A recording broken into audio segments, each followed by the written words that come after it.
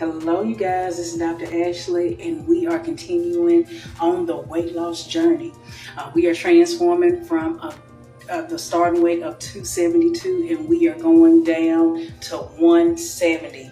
We got some great news for this morning. I was off today, but the Lord allowed us to still go to the gym. We did about 60 or so minutes on the elliptical.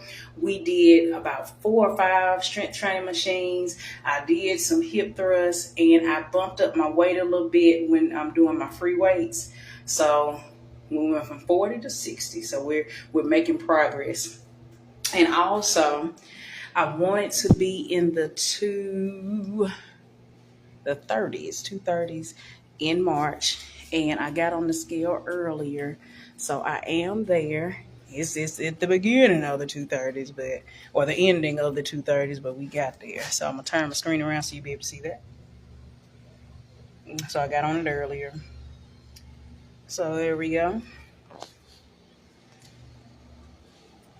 All right, let me go ahead and turn my camera back around. But just an encouraging word for you, and it's actually the same word that we did for morning empowerment, that we want to make sure that we are abiding and bearing fruit. And the way that we can do that is to make sure we're staying connected.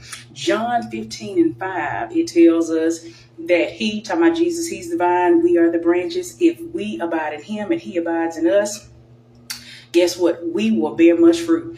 For without him or apart from him, we can do nothing. So that is an important thing for us to do. Take some time not only to work out, eat right, drink your water, and do all the things, but make sure you take the time to reflect and see, what type of fruit am I bearing right now in this season of my life? Can people see the love? Can people see the joy? Can people see some self-control, some consistency? Can people see other type of fruit, not just the fruit of the Spirit, but also some things that the Lord has told us to do? Like, if he told you to write the book, can we see the fruit of the book? The fruit of that business, whatever that is, the Lord is requiring us to bear fruit because we're connected to him. We have everything that we need to do what he's called us to do. And it is time for us to show the world and to show Christ. Like, hey, I'm doing what you told me to do, right? So other people can benefit and get the opportunity to have this great relationship with Christ just as you have. All right, if there's nothing else, and I'm going to go ahead and tell you the reason why I'm in this reflection mode today. Oh, goodness. I'm thinking, okay, I'm doing pretty good on my little journey or whatever. But I said I want my body composition to change and all of that. But then I had to take some time to reflect. Am I really doing all the things that I'm supposed to do to see the fruit or the outcomes that I want to see? If I'm not, then that means I need to go back to the source. I need to see, what am I doing wrong? And that requires me to humble myself, right? If I really want to bear fruit, I got to stay connected. And that requires me to say, hey, I don't know.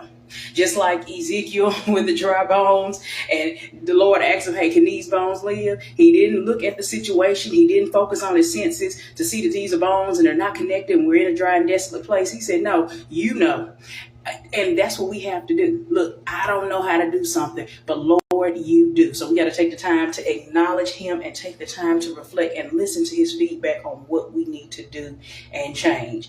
All right. So hopefully that we do that today. Just like I got to change my workout routine and add some more strength training, because that was the rebuke of the day, the change and the feedback of the day. Make sure that if you want a certain outcome, you got to make sure that you're doing what you need to do. All right. And that sometimes it requires some feedback and changes. All right, if there's nothing else, thank y'all so much. Have a great day. Bye.